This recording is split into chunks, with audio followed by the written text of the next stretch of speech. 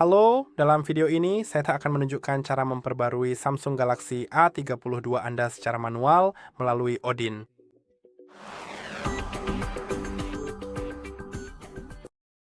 Anda dapat memperbarui ponsel Anda secara manual menggunakan komputer jika misalnya pembaruan yang saat ini terpasang menyebabkan beberapa masalah dan Anda ingin memperbaikinya tanpa kehilangan data. Karena metode ini tidak akan menghapus data Anda selama Anda melakukannya dengan benar dan mengikuti semua langkah yang saya lakukan dengan tepat. Dan ya, jadi kita akan bisa melakukan semuanya. Selain itu, Anda mungkin ingin menginstal pembaruan secara manual jika misalnya Anda ingin memperbarui beberapa versi aplikasi sekaligus. Karena seringkali ponsel, khususnya ponsel Android, cenderung seperti itu. Membuat Anda harus memperbarui 5 kali misalnya, jika Anda ingin memperbarui ke versi yang 5 kali lebih baru. Dan itu memakan waktu jauh lebih lama dibandingkan hanya melakukannya lewat komputer. Jadi mari kita lakukan lewat komputer. Dan untuk melakukannya, Anda harus tahu dulu model apa yang Anda miliki di ponsel Anda. Sebenarnya saya lihat ponsel saya belum diatur kok, jadi saya akan melakukannya dengan cepat. Oke, sekarang sudah selesai di kasus saya. Dan mari kita masuk ke pengaturan untuk mengetahui 2 hal tentang ponsel kita. Sebenarnya 3 hal. Ini akan sangat mudah. Mari kita masuk ke tentang ponsel di pengaturan. Lalu pertama-tama nama modelnya. Sangat penting untuk Anda mengetahuinya. Dalam kasus saya, modelnya SMA 326B, tapi di kasus Anda mungkin sedikit berbeda. Jadi jika berbeda, pastikan Anda mencari nama model Anda di browser. Kita akan melakukannya nanti. Sekarang, buka informasi perangkat lunak dan cari nomor build. Anda akan melihat nomor model di sini diikuti dengan 2 huruf X. Dan setelah 2 huruf X akan ada sebuah huruf kemungkinan besar S atau U. Dan huruf atau angka kedua, digit kedua setelah 2 huruf X, sangatlah penting. Ini adalah nomor revisi. Dan Anda tidak bisa menurunkan versi sistem Anda. Hanya bisa memperbarui ke versi yang lebih baru. Jadi saya punya revisi 7, yang artinya saya bisa memperbarui ke revisi 8, 9, atau A, B, C, atau D. Karena A adalah revisi ke-10, B adalah revisi ke-11, dan seterusnya. Jadi saya hanya bisa memperbarui ke revisi yang lebih baru. Saya tidak bisa memperbarui ke versi yang lebih lama. Saya juga bisa mengunduh versi yang sama dengan yang saat ini ada. Jadi artinya itu adalah revisi 7. Dalam kasus saya dan saya bisa melakukannya. Tapi seperti yang saya katakan, Anda tidak bisa menurunkan versi. Jadi setelah kita tahu itu, hal terakhir yang saya sarankan untuk dicek adalah versi perangkat lunak penyedia layanan. Sebenarnya tidak terlalu penting, tetapi ada baiknya memastikan yang mana, karena itu pasti akan lebih baik. Jika Anda memasang yang tepat, hal itu akan menghindari beberapa komplikasi. Dan mungkin misalnya, jika Anda memilih versi yang salah, kode CSC yang salah, maka data Anda mungkin akan terhapus. Dan kita tidak menginginkan itu. Jadi mari kita mulai dengan membuka browser dan mencari model kita. Jadi mari kita cari dalam kasus saya firmware 326B.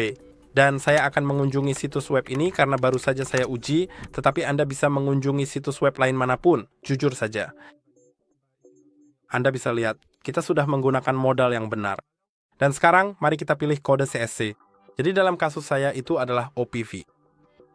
Mari kita ambil itu. Jika versi Anda tidak tersedia di sini karena alasan apapun, misalnya katakanlah Anda memiliki versi yang tidak bisa Anda lihat di sini, lalu pilih kode yang tepat, negara. Anda bisa melihat di sana ada OPV untuk Polandia dari operator Orange. Jika tidak tersedia, kemungkinan besar saya akan membeli XCO karena ini adalah versi tanpa merek dan tanpa operator. Sejujurnya, itu tidak terlalu penting. Namun lebih baik mendapatkan yang benar untuk berjaga-jaga. Selain itu, ada baiknya Anda mencadangkan data Anda. Hanya untuk berjaga-jaga, meskipun proses ini sebenarnya tidak akan menghapus data. Kau tahu, kita tidak pernah benar-benar tahu. Anda bisa melihat ada beberapa revisi berbeda di sini, dan ada revisi ke-7, dan saya akan mendapatkan yang sama. Namun tentu saja, jika Anda mau, dan kemungkinan besar Anda memang mau, Anda bisa mendapatkan yang lebih baru. misalnya 8, 9, A, B, C, D, atau E. Saya akan mengambil yang nomor 7. Itulah mengapa penting untuk mengetahui revisi yang Anda miliki, karena Anda tidak akan dapat menginstal versi yang lebih lama, dan sekali saja, dan jika Anda mencoba melakukannya, maka itu akan merusak sistem Anda, menghapus semua data, dan Anda perlu menginstalnya lagi dengan revisi yang benar. Kami sebenarnya tidak menginginkan itu. Mari kita mulai mengunduhnya. Saya akan membatalkannya karena saya sudah mengunduhnya. Dan mari kita pergi ke situs web kita, hardreset.info, lalu pergi ke bagian unduhan. Jika tidak ada, cukup tutup saja. Cari driver Samsung yang dengan foto ini, klik unduh. Jadi saya benar-benar akan melakukannya. Saya belum menginstalnya di komputer saya saat ini. Maksud saya sudah menginstalnya, tapi saya hanya ingin menunjukkan kepada Anda cara melakukannya. Sekarang, mari kita kembali ke bagian unduhan dan cari Adin. Ini adalah program yang akan memungkinkan kita memindahkan data ke ponsel kita. Mari kita ambil versi terbaru 3.14.4, klik unduh juga. Mari kita verifikasi bahwa saya bukan robot. Oke, mari kita kembali, terserah. Ya, sekarang saya sudah punya semuanya, jadi mari kita buka File Explorer.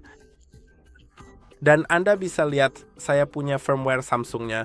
Saya akan mengekstraknya dulu karena ini akan memakan waktu paling lama. Klik kanan pada file tersebut, pilih Extract All, lalu Extract.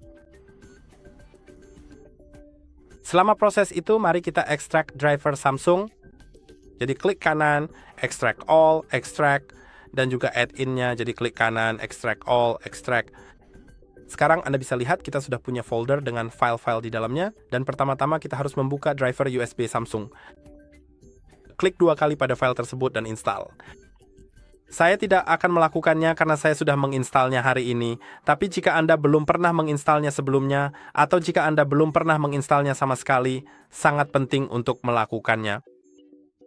Install sekarang, dan setelah itu ingat untuk merestart komputer Anda, karena driver tidak akan aktif jika Anda tidak merestart komputer Anda. Sekarang setelah driver terinstall dan komputer sudah di restart, buka add-in, lalu buka file exe dengan icon ini, icon biru ini. Klik OK, dan sekarang kita sudah punya programnya. Anda harus mematikan ponsel Anda, jadi tekan dan tahan tombol power dan volume bawah, lalu ketuk matikan daya dan ketuk lagi untuk konfirmasi. Anda bisa lihat folder firmware saya baru saja diekstrak, jadi kita akan menuju ke sana. Cabut ponsel dari kabel jika saat ini sedang terhubung, tapi pastikan kabelnya sudah terpasang ke komputer dan belum ke ponsel. Sekarang mulai tekan tombol volume atas dan volume bawah secara bersamaan, lalu sambil menekannya, hubungkan ponsel ke komputer. Anda akan melihat layar ini. Sebentar lagi, tekan tombol volume atas. Sekarang Anda sudah masuk ke mode download dan Anda bisa menginstal pembaruannya. Klik pada BL dan masuk ke foldernya. Lalu pilih file yang diawali dengan BL. Sekarang, sangat penting untuk menambahkan keempat file ini. Untuk CSC, Anda tidak boleh memilih file CSC. Anda harus memilih Home CSC, karena file CSC standar akan menghapus data Anda, dan Anda pasti tidak menginginkan itu. Jika Anda tidak ingin itu terjadi, pilihlah Home CSC. Namun jika Anda mau, Anda bisa memilih CSC standar, tapi itu akan menghapus data Anda. Sekarang untuk file AP, mari kita tambahkan file AP, dan ini akan memakan waktu paling lama, karena ini adalah file yang Ini adalah file terbesar, jadi mungkin akan memakan waktu 1 atau 2 menit, tergantung pada kekuatan komputasi komputer Anda. Dan tentu saja file CP. Jadi mari kita ulangi untuk BL, AP, dan CP.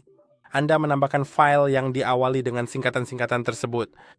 Dan untuk CSC, Anda menambahkan file yang diawali dengan Home CSC. Sekarang keluar ponsel kita di Stone dalam mode download.